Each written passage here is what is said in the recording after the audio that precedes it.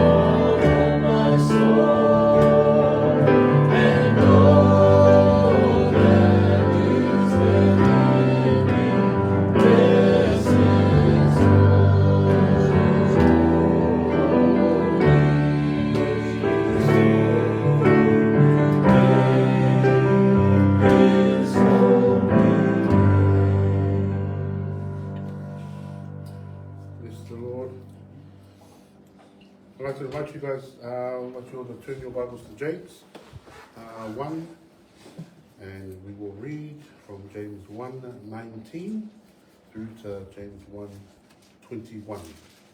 So ia kopo momoa, whau koe suruiwa, te ui the suru alua suru tas. So I ask our Samoan Bible readers, please, James 1, ia kopo momoa, whau koe suruiwa,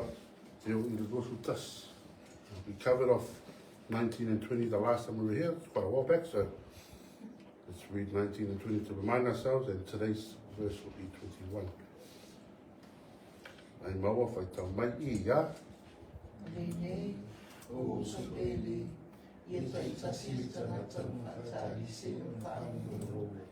Ia whaana se se na tatarati. Ia whaana se na ita. Awaile tukule ame tokai mai tua nei tatarata. Lea poi ia la kua ia mea lea pea. Mane meana sisi. Ia talia mai whaamonano le uwa tuina. Lea whaiai kun whaoina tuina. James 1, verse 19 through to 21. So then, my beloved brethren, eager. So then, my beloved brethren, let every man be swift to hear, slow to speak, slow to wrath, for the wrath of man does not produce the righteousness of God. Therefore, lay aside all filthiness and overflow of wickedness, and receive with meekness the implanted word, which is able to save your souls. It's been a while since we've been going through James. But as we approach the end of this chapter, of this letter, we learned how important it is for Christians to trust God. Verse 2, count it all joy when you fall into various trials. The Greek word for count is hageomai and can also be translated consider or evaluate, in which the believer must make a conscious commitment to face these trials with joy. Verse 3, knowing that the testing of your faith produces patience. Patience, better translated endurance, or perseverance, or steadfastness. Moreover, to verse 12, James explains, loving God under these trials, telling his readers, blessed is the man who endures temptation. Being blessed describes an inner joy that is undisturbed by outward circumstances, because it comes from resting and trusting in the Lord. Verse 14 through to 15, James warns us of the consequences of giving into these temptations, falling into sin. People are tempted when they allow their lust to carry them away, and if a person allows that lust to direct his or her actions, then that desire gives birth to sin. We all know sin brings forth death. So from the beginning of this chapter, we learned what it meant to remain faithful to God and to continue to trust him even when the trials of life come our way. Those who trust God continue to obey him through the understanding of his will and his word. In the previous passage of today's verse, we went through verse 19.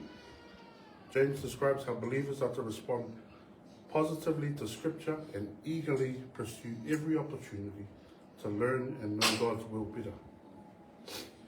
Being swift to hear, quick to listen. But James also cautions believers to be slow to speak.